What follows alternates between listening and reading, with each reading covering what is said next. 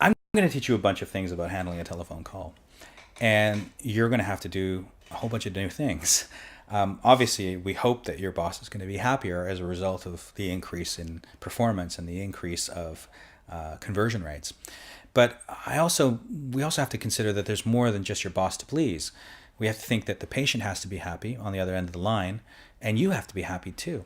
So, wouldn't it be great if you could be happy, the lead could be happy, and also your boss could be happy at the same time by following a system that addressed everybody's concerns? So that's essentially what we're going to do. However, it's going to require you to change something. And my challenge to you really is to change what you're doing.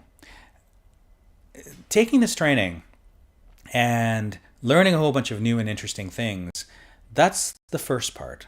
But the real learning takes place when you begin applying what I've taught you. My challenge to you is not to just take this training. In fact, it's to change what you're doing. Because if you keep doing what you're doing, you're going to continue to get the same results. Once you change it, then you may get different results. If you change them appropriately and professionally, in the sense by following my approaches and my suggestions, then you will get better results. So really, I want you to remember, the same inputs will get the same results. Change your inputs, you'll get different results. Now, I want to talk a little bit about the 3 goals of the telephone call. First of all, it's not just about converting a caller into an appointment. That's not the kind of call we're trying to conduct here. In fact, if that was the only aim, then you probably wouldn't need this course.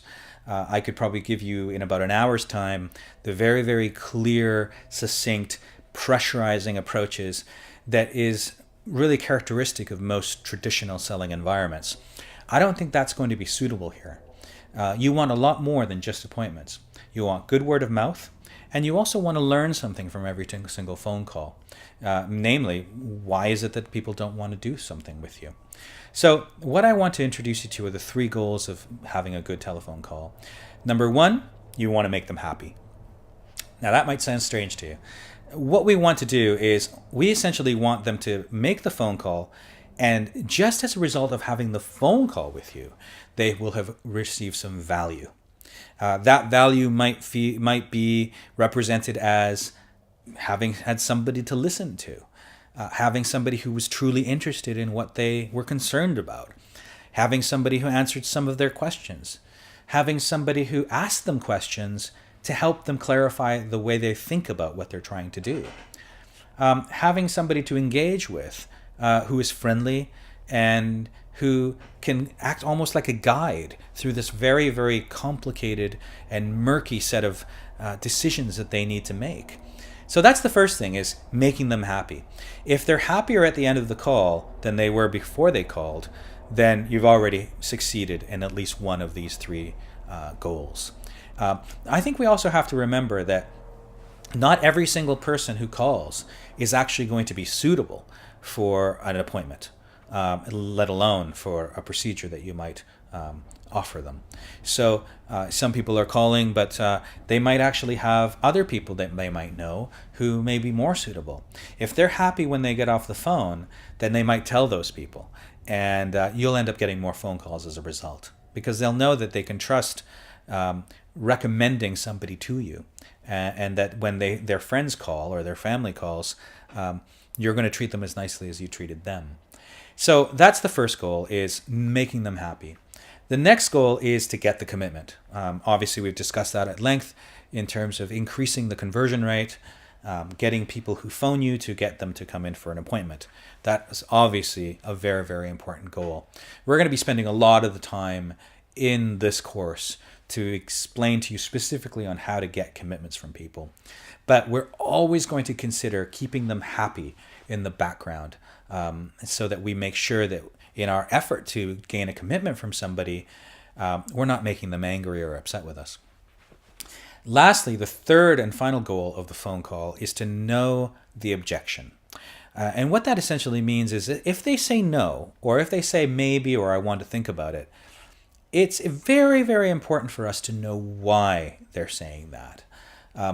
I want to think about it isn't really a reason for not coming in. Of course they can think about it. That's completely understandable. But what do they want to think about? What are they pondering? What is holding them back?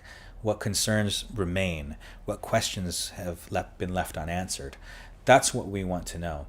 And really, if at the very least we can know their objection without even needing to overcome it, that is a good step forward in having at least this initial phone call.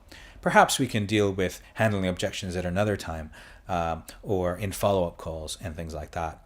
For the purposes of this course, we're going to keep things contained on making them happy, getting the commitment, and just simply knowing the objection as to why they don't want to come in. Now, there are some mistakes that people typically employ when they're on the phone, and I'm going to just address some of them with you now. These are the most common mistakes that I hear when I evaluate phone calls before training. Number one, people don't ask enough questions. They're allowing callers to take control of the conversation by essentially providing answers to the caller's questions. That's fine, but it's got to go back and forth. We need to be in control of the conversation. We need to ask them questions so that we understand what it is that we're going to recommend to them. And so also that they respect us as leaders, as somebody that they can rely on to guide them through a process, as opposed to just simply act like a human version of a brochure. When we ask questions, sometimes we're not asking the right questions. I've heard lots of people ask lots of questions like, what's your date of birth? What condition do you have? What are you hoping to get? What treatment do you want? Those are questions, but they're not the right questions. They're not emotional questions. And that's where I want to focus a lot of what our discussion is about, is asking the questions that are the right questions to ask, that get people into a frame of mind where they become more motivated to actually do something as opposed to scared. And then lastly, the big mistake is when you ask questions, because you've heard the answer so often, you might actually not be listening to the response.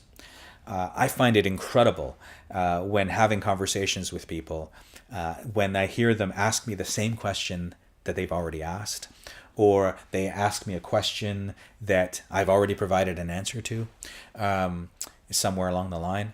So I think it's absolutely essential not just to avoid looking silly, but also to get the information from the questions that you ask. Because it's in that information that you will be able to leverage the person's own emotions and their own motivations in order to make that commitment with you. So it's absolutely critical for you to listen to their response when you ask a question. And I know that might sound obvious, but when you're on the phone all day, having perhaps hundreds of phone calls a day, sometimes it's tempting to not put 100% of effort into listening to what you might imagine is the same thing. But I find that there's great value in what people are saying. And if you just take the time to listen, you will be able to hear a lot of what it takes to get them to do what it is that they really, really want to do.